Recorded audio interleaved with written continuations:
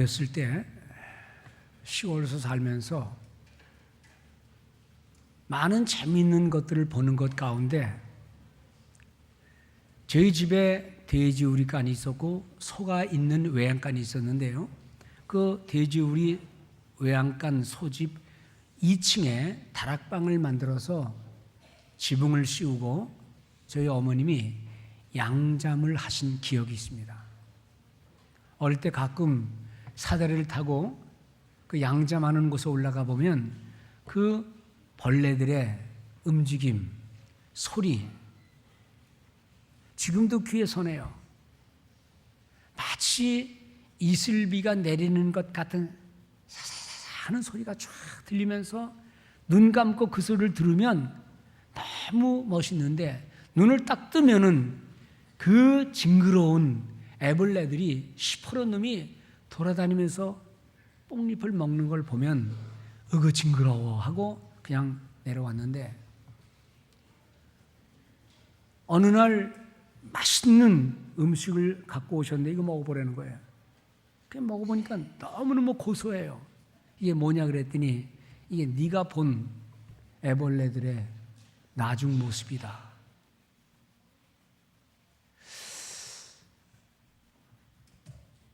그냥 눈으로 볼 때는 너무 징그러운데 눈 감고 먹어보면 참 맛이 있고 눈을 보면 너무 징그러운데 또 눈을 떠보면 어느 날 그 모든 벌레들이 날갯짓을 하면서 날아가는 모습 보면 이 감탄을 하지 않을 수 없어요. 가끔 집에서도 벌레들이 날아다닙니다. 저희 집에. 왜 날아다니는지 저는 알아요. 제가 일부러 쌀을 바깥에 놔놓고 벌레가 생기게 하면 벌레들이 쌀 속에 들어가서 막 어떻게 누가 갖다 놨는지 놓지도 않았는데 벌레가 생기고 조금 있다가 보면 벌레가 없고 그것이 날개짓을 하면서 날아다니는 작은 곤충들이 되는 거예요. 그래서 제가 일부러 가끔 가다가 그걸 놓습니다. 남들이 보면 집에 웬 벌레요라고 말할지 모르지만 저는 그걸 보면서 참 신기해요. 두 가지 생각을 합니다.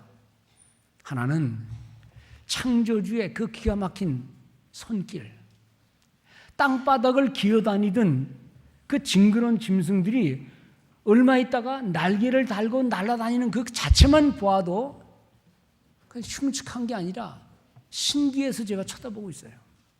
지금도 계속 나와요. 혼자 있으니까 그건 자유예요. 두 번째 생각합니다. 그건 뭔가 이런 생각해봐요. 저 아무것도 아닌 애벌레가 조금 시간이 지나면서 날개를 달고 새로운 데를 찾아다니면서 지 인생을 사는데 우리 인생은 뭐냐? 만물의 영장인 우리 인간이 생명의 말씀, 고상한 꿈, 여전히 변화되지 않는 우리의 상상의 날개를 타면서 날마다 새로운 삶을 살아야 되는데 인생, 너는 누구냐? 매일 돈 타령, 근심 걱정, 주변 환경 언제까지요? 왜 사람은 이렇게 한 번 단계를 뛰어넘는 삶을 살지 못하는 걸까? 두 가지 생각을 해요. 하나님의 오묘한 창조의 손길, 그리고 환경을 이길 수 있는 나라고 하는 한계, 지금 이 시대라고 하는 한계를 넘어서서 뭔가 좀 비상할 수 있는, 극복할 수 있는 그런 때는 언제인가? 그것은 죽어서만인가? 이 세상에서 우리가 하나님 말씀을 믿고 믿음 따라 살면서 과거의 습관을 버리기도 하고 새로워진 나를 꿈꾸면서 용기 있게 살아가는 그런, 언제 그런 일이 이루어질 것인가? 오늘 부활의 주의를 보내면서 부활은 변화입니다. 변화는 새로운 생명을 잉태하고 꿈꾸고 나가는 것입니다. 비록 우리가 어떤 육신적인 한계와 시대의 한계라고 하는 그 한계를 벗어날 수는 없다 할지라도 여러분들, 우리가 가진 이상과 꿈과 삶의 미래를 계획해 나가면서 과거에 머물지 말고 날마다 새롭게 용기 있게 앞을 향해 나가는 용기 있는 믿음의 사람 되시기를 주의 이름으로 축원을 드립니다. 성경에 보면은요, 부자와 나사로에 대한 얘기 있어요. 부자와 나사로. 부자는 부자로 살았으니까 얼마나 멋있는 삶을, 얼마나 좋은 친구를, 그리고 얼마나 자기 원하는 대로의 삶을 살았을까요? 거지 나사로는 가난하기 때문에 가지 못할, 먹지 못할 어떤 한계가 얼마나 있었을까요? 잘 먹으나 덜 먹으나. 그런데 이 두 사람에게는 똑같은 일이 생겼어요.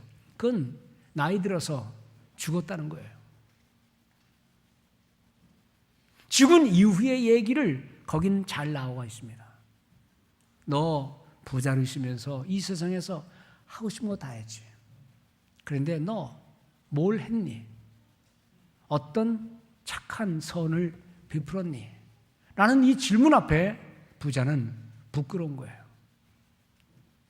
그래서 아이고, 두고 온 가족들 있잖아, 자식들 있잖아, 이놈들이 이렇게 살면 안 되겠구나. 그래서 나 좀 잠깐 나가서 우리 세상에 살고 있는 우리 자식들에게 얘기 좀 하고 오게 해주세요. 안 된다. 그들에게 복음을 전하는 자들이 있으니 그들의 말을 들어야 되지. 여기는 가지 못한다. 큰일 났습니다. 가서 전해야 되는데 갈 수가 없어요. 거짓 나사로에게는 자세한 얘기는 없지만 이렇게 상상할 수 있어요. 나사로야, 너 고생 많이 했다. 고생 많이 하면서 나를 위해서 살았으니 이제는 영원한 축복을 누리는 복의 장소로 들어가거라. 무슨 얘기인지 압니까? 우리가 우리의 삶을 뒤돌아볼 때 과거나 지금이라는 관점에서 우리를 보지 말고 먼 훗날 인생의 맨 끝에서 자신을 바라보는 그런 시간들이 언젠가는 있을 겁니다. 믿고 착한 일을 행한 사람은 영생의 축복의 심판으로, 제멋대로 악을 행하며 하나님의 법을 무시하고 산 사람에게는 부활이 있긴 있겠지만 심판의 징벌의 부활로 성경은 그것을 말씀하고 있어요. 우리 애들이 가끔 강대상에 올라와서 이제 기도받으러 오면 제가 기도하지 않고 잠깐 동안 이런 말 합니다. 얘들아, 10년 후에 너는 무슨 옷을 입고 있을 것 같으냐? 20년 후에는 너 무슨 옷을 입고 뭘 할 수 있을 것 같으냐? 물론 모른다 그러죠, 뭐. 10년, 30년, 50년 후에 너는 어떤 모습이 되어 있을 것이냐? 한번 그려볼래? 흰옷 입은 널스, 간호원의 입이냐? 옷이냐? 아니면 박사 가운을 입고 있을 것이냐? 아니면 선생의 모습이 있을 것이냐? 착한 엔지니어의 모습일 것이냐? 지금의 돈 없고 배고프고 빈손의 모습으로 탄식하고 절망하지 말고 하나님을 믿는 믿음 가운데 열심히 공부하고 착한 일을 많이 해서 이 다음 늙었을 때 내 모습을 상상해봐라. 누구든지 예외 없이 다 늙는 거예요. 누구든지 예외 없이 다 죽는 거예요. 그럴 때 지금의 내 모습으로 만족하지 말고 먼 훗날의 내 모습이 어떤가를 생각하면서 인생의 끝자락에서 자신의 과거를 돌아보는 그런 삶을 우리가 살아간다면 거기에는 희망도 있고요. 눈물 대신에 기도가 있을 것이고 탄식 대신에 어떤 꿈을 꾸는 놀라운 은혜가 임할 줄로 믿습니다. 요셉이라는 인물도 형들에게 배반당하고 팔리고 감옥 갇히고, 만약에 요셉이 애굽의 국무총리가 되어 나라를 다스리고 자기 가족들을 다 끌고 와서 아주 잘 먹게 잘 살게 하고 이스라엘에 출애굽하기 전까지 이스라엘 백성들을 무리수를 늘려놓은 그 기가 막힌 일을 상상하지 않고 그냥 요셉의 그 지난 날만 생각한다면 눈물과 근심이겠지요. 모세 얼마나 비참합니까? 태어나면서부터 죽임을 당할 수밖에 없었지만 엄마가 몰래 아이를 숨겼지만 울다가 들키면 남자아이를 살렸다는 것 때문에 온 식구가 다 죽으니까 엄마가 그 아이를 몰래 배에 띄워서 그냥 보내는 거예요. 운 좋게 왕궁에 들어가서 호의호식하는데 그러다 뭘 좀 하려고 그러다가 광야로 쫓겨나가는 신세가 돼서 철약 맞은. 근데 그게 결론이 아니잖아요. 뒤늦은 나이 80에 하나님이 그를 부르셔서 인생 민족의 영도자로 세우고 이스라엘 가나안 땅을 향해 가는 지도자로 세웠으니 그 관점에서 보면 이 모든 지난날의 모습은요, 그건 훈련과 연단의 과정일 뿐 슬픔과 절망은 아니라는 거예요. 우리 모든 효신의 성도님들, 특별히 우리 젊은 청소년들 얼마나 알아듣는지 모르겠지만 지금의 현실에서 지금 우리 자녀들의 모습에서만 만족하지 말고 이 아이들 속에 예수 그리스도가 하나님의 은혜가 임하여서 변모될 그리고 성장할 하나님의 귀한 인물들이 될 그 상상을 하면서 우리 자녀들을 양육하는 귀한 교회 교육, 가정 교육 되기를 주의 이름으로 축원을 드립니다. 오늘 부활주일이잖아요. 만약에 부활주일이 없는 고난의 주일로 우리의 삶이 마감되고 예수의 이야기가 마감된다면 무슨 유익이 있습니까? 고난이 의미 있고 십자가의 죽으심이 우리에게 의미가 있는 것은 주의 죽으심이 우리 모든 인생을 향한 삶의 모든 고난을 정지붙여 주시고 죽음 이후에 있을 예수의 부활을 본받을 성도의 아름다운 흔적을 남기기 위해서 주님은 우리 모든 성도의 부활의 첫 열매가 되셨다는 것입니다. 오늘 이 믿음을 갖고 3일 만에 살아나셔서 그리고는 40일 동안 보이시고 하늘로 올라가신 우리 주님, 그의 삶의 흔적을 그가 왜 십자가에 죽으셨는가, 왜 그가 부활하셨는가, 어떻게 우리는 부활을 이해해야 될 것인가를 생각하면서 잠시 함께 은혜를 나누려고 합니다. 가장 중요한 것은 예수 그리스도의 부활은 그것은 예언과 약속의 성취라는 사실을 잊지 마시기 바랍니다. 어쩌다 생긴 고통이 아니었습니다. 어쩌다 생긴 부활이 아니었습니다. 이미 긴 역사 속에서 삶의 새 생명을 약속했고 오실 메시아가 어떤 죽음으로 어떤 삶으로 있을 것을 성경은 약속했고 이 약속을 성취한 것이 성경의 교훈임을 잊지 마시기 바랍니다. 오늘 본문 보면은요 1절, 2절, 3절 바울은 이렇게 말합니다. 내가 여러분들에게 말하는 것은 내가 전에 들은 것입니다. 내가 여러분들에게 전해주는 것은 우리 주님이 나에게 말씀하신 겁니다. 그리고 5절, 6절에 3절, 4절에도 무슨 말합니까? 예수의 죽으심도 성경대로, 예수의 다시 사심도 성경대로, according to the scriptures, 성경 말씀대로, 우연이나 어쩌다 생긴 게 아니라 온 인류의 역사는, 한 개인의 모든 삶도 하나님의 약속을 우리가 받고 약속의 성취를 따라 이루어진 일이라는 사실을 잊지 말고 예수의 부활, 말씀 중심 속에 있었던 일입니다. 우리 성도의 모든 육신의 죽음과 이후에 있을 부활, 이것도 역시 성경에 약속된 것을 믿고 나아가는 우리 성도들 되시기 바랍니다. 예수님이 부활하신 후에 제자들이 어떻게 된 거냐고 연구하지 않고 가만히 있어라, 주님이 우리한테 무슨 말씀하셨지? 성경에 뭐라고 쓰여 있었지?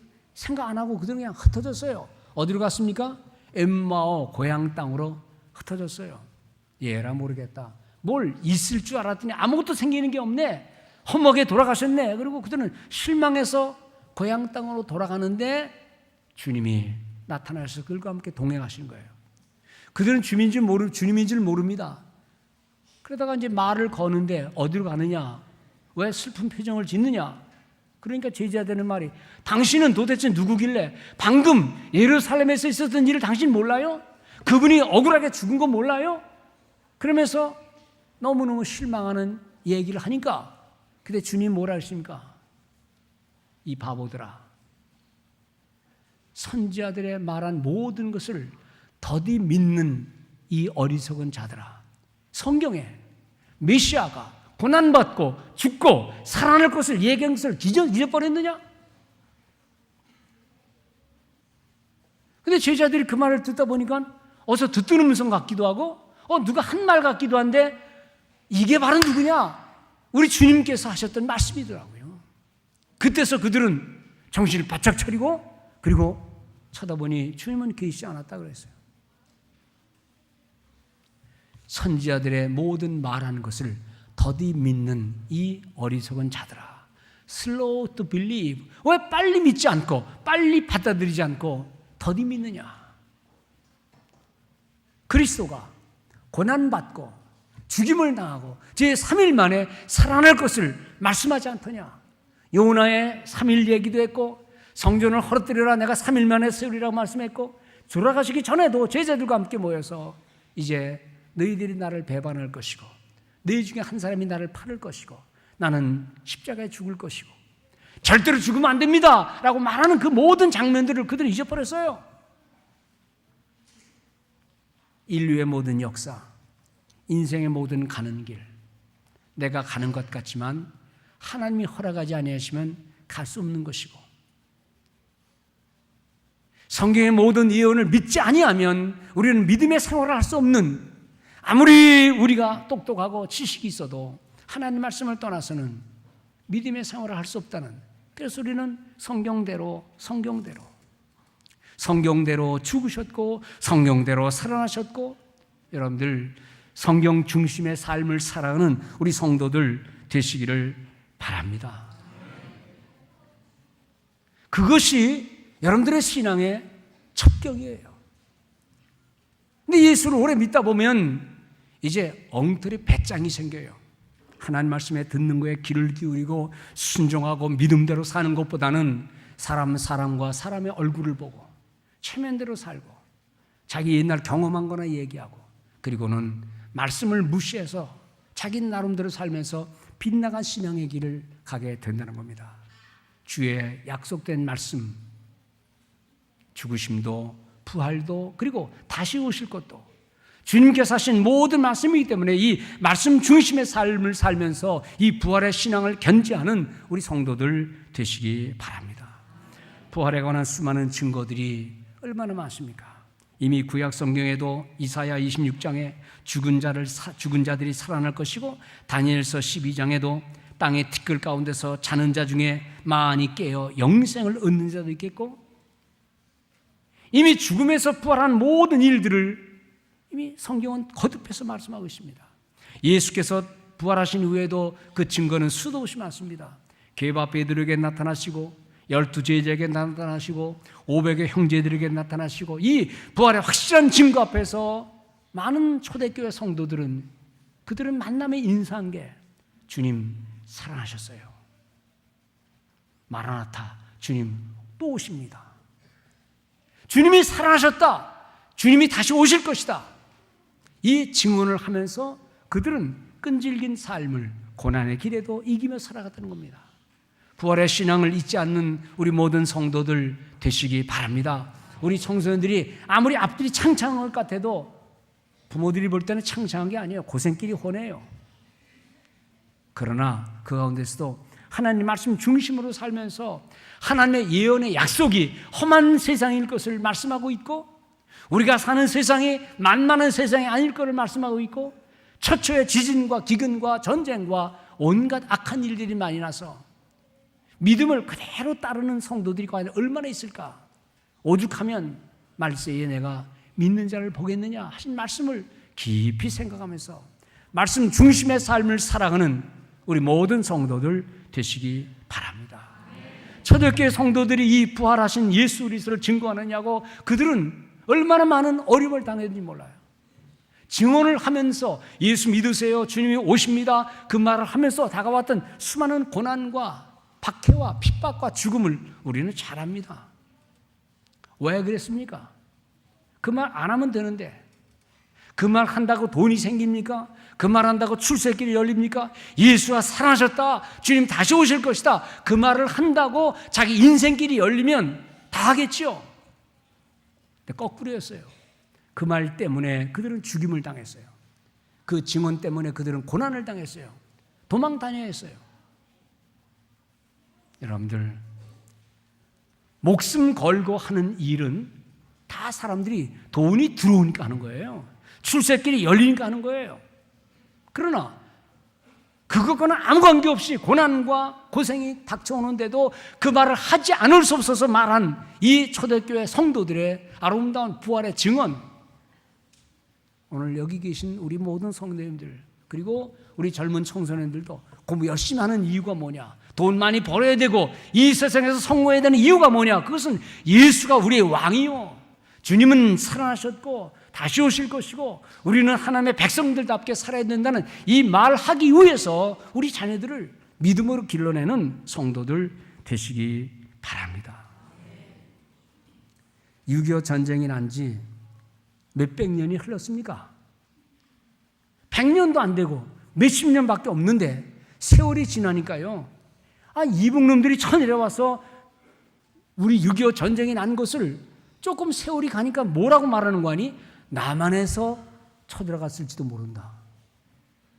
이 기가 막힌 얘기를 하잖아요. 미국이 건국된 지 300~400년 겨우 된 거예요. 건국했을 때에 건국의 조상들이 이 미국을 어떤 나라로 세우기 위해서 어떤 말씀으로 어떤 신앙으로 세웠는지, 그런데 300~400년 지난 지금은 신앙 다 없어요.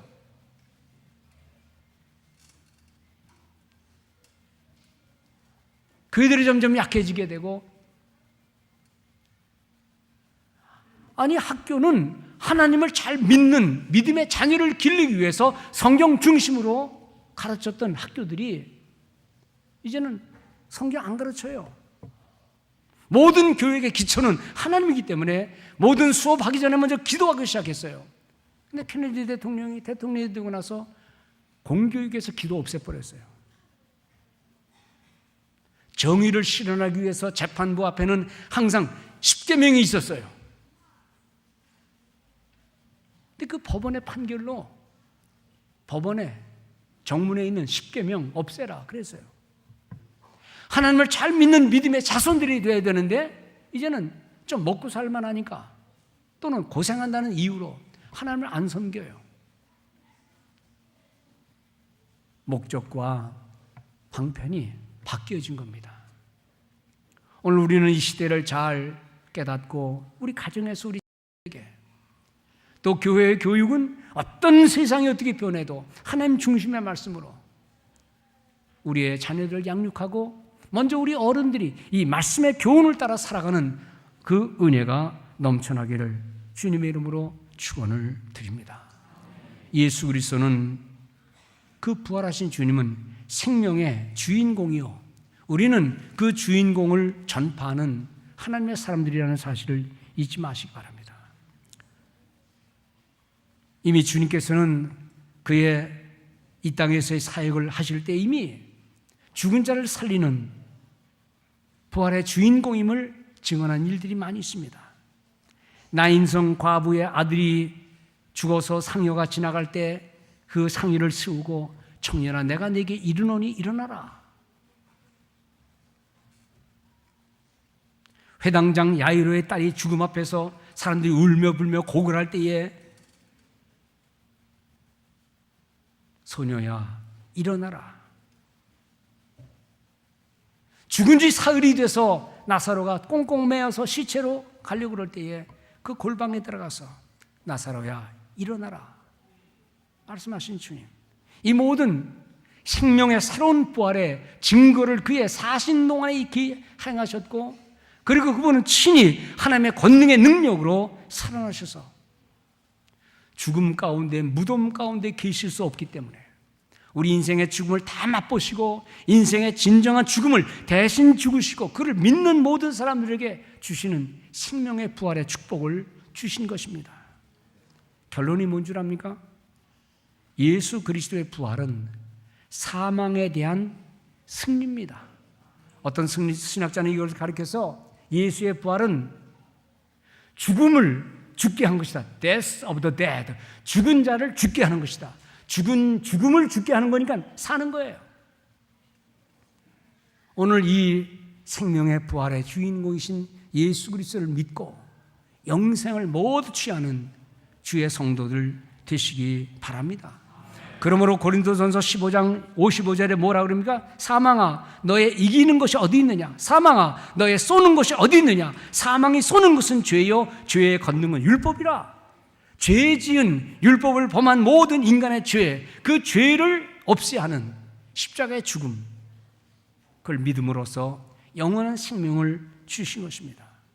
야고보 1장 15절에 욕심이 잉태한 즉 죄를 낳고 죄가 장성한 즉 사망을 낳느니라. 이 죄로 인한 사망을 사망케 하는 영생의 부활을 주님께서 우리에게 주셨는데, 이 부활의 신앙을 힘입고 일어서는 모든 성도들 되시기를 바랍니다. 이러한 부활을 믿는 신앙의 사람들이 행해야 할 삶을 오늘 성경은 우리에게 간단히 몇 마디 말씀하고 있습니다. 첫째는 예수 그리스도의 부활의 변화와 그 변화로 인한 승리에 동참하는 성도들이 되자는 것입니다. 예수 그리스도의 부활, 그 부활은 곧 우리의 부활의 첫 열매요. 믿는 자는 삶의 모든 환경과 묵은 과거에서 나를 새롭게 할 능력을, 부활 신앙을 체득할 때 얻게 된다는 것입니다. 오늘 본문 53절에 뭐라고 말합니까? 이 썩을 것이 불갑을 썩지 아니할 것을 입겠고 이 죽을 것이 죽지 아니함을 입으리로다. 성도의 부활의 신앙, 아니 작은 애벌레들도 작은 곤충들도 자기 변신을 하는데 생명의 메시지를 갖고 생명의 주인 주님이신 그분과 관계를 하면서 우리의 삶의 변화가 없다면 어떻게 된 걸까? 그분이 거짓이든지 우리가 믿는 것이 거짓이든지 오늘 주님이 우리 모두에게 능력을 주셔서 변화의 삶을 살고 또 다른 인생의 변화를, 즉 절망에서 희망으로, 과거에서 미래를 향해 나가는, 나의 묵었던 나가 깨져서 새로워진 나의 모습으로 발전해 나가는 우리 모든 성도들. 그래서 바울은 말하기를 견고한 믿음, 흔들리지 말라라고 말씀하고 있습니다. 기독교 신앙을 훼손하고 부활 신앙을 가감하면서 신앙을 그저 윤리와 도덕의 수단으로 내리까는 이런 불신앙적인 것을 우리가 다 물리치고, 모자라고 연약한 인간이지만 주의 십자가의 죽으심으로 인하여 변화될 우리의 삶을 상상하면서 여전히 죄 가운데 있지만 그래도 죄를 이기는 믿음의 삶을 살아가는 우리 모든 성도들 되시기를 바랍니다. 마지막, 이 부활하신 주님 앞에서 바울은 말합니다. 주님이 원하시는 주님의 일에 더욱 힘쓰는 자들이 되자는 겁니다. 오늘 본문 58절, 그러므로 내 사랑하는 형제들아 견실하며 흔들리지 말고 더욱 주의 일에 힘쓰는 자들이 되라. 이는 너희의 수고가 주 안에서 헛되지 않은 줄을 우리가 알미라. 주 안에서 믿음 간직하고 이 부활의 신앙을 본받아서 변화를 시도하고 하나님의 은혜에 저 영원한 약속을 향해 나가는 우리 모든 성도 되시기를 주의 이름으로 축원을 드립니다.